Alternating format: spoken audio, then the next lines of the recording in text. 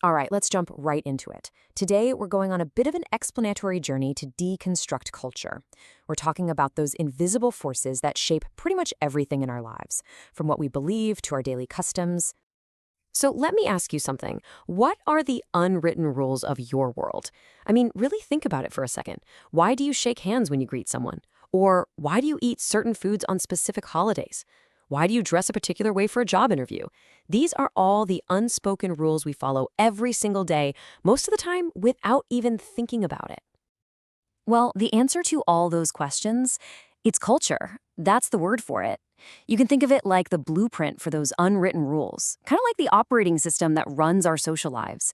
And today, we're going to unpack exactly what that means.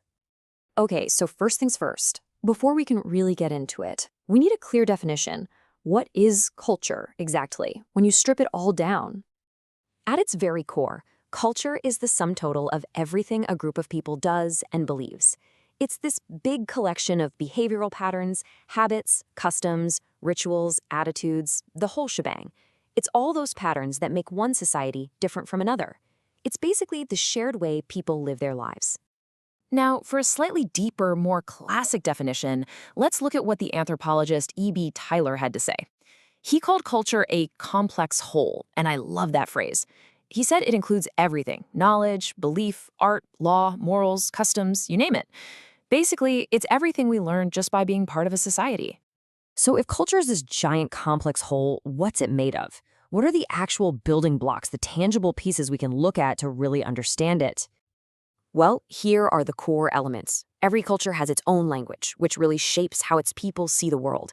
It's got religious beliefs that guide values, and unique arts and crafts that kind of express its soul. And of course, you've got food, distinct costumes, but then there are the less visible pillars, right? Like literature, education, and all the specific knowledge that gets passed down through the generations. These are really the building blocks of any culture out there. So we've got these building blocks, but to really see how they all come together to form a living, breathing culture, it's best to look at a place where many of them exist side by side. So for our journey, we're going to explore Sri Lanka, which is just a fantastic example of a multicultural society. And this table here gives us such a powerful snapshot of Sri Lanka's diversity. I mean, look at this. You have multiple communities like the Sinhala, Tamil, Muslim, Burgher, and Malay groups. You've got 4 major religions: Buddhism, Hinduism, Islam, and Christianity, all coexisting. And you have several languages being spoken. It is a true cultural mosaic, all in one place. And this is where it gets really cool. This brilliantly illustrates cultural identity. So take a common element like clothing. It's a universal thing, right? But how it's expressed is totally unique. You've got the Sinhal's Osaria, the Tomosari, the Muslim Fortha. It's the same deal with celebrations. The shared element is the festival, but the specific expressions like the Sinhala and Tamil New Year, Vesak, Thaipongal, or Hajj, that's what defines these distinct cultural identities. So that raises a really important question. When you have so many distinct cultures in one nation, how do you create a sense of unity? Well, the answer often lies in creating powerful national symbols that are designed to represent everyone. And the Sri Lankan national flag is a perfect example of this. Every single part of its design is intentional, and it's meant to tell a story of unity and a shared identity. So let's break it down. Right at the very center, you can't miss it, you have the lion.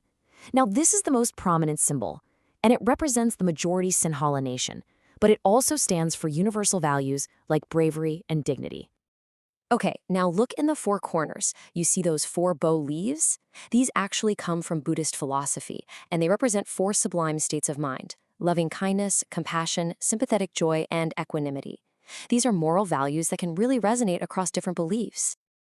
Over to the left of the lion, you have 2 vertical stripes. The orange stripe represents Sri Lanka's Tamil community, and the green stripe represents the Muslim community. Including them is a very clear, very visual statement that this is a multicultural nation. And what ties it all together? That yellow border that encircles the entire flag. This border symbolically unites all the different elements: the Sinhala lion, the Tamil and Muslim stripes, and the Buddhist bow leaves, and brings them all into a single, unified whole.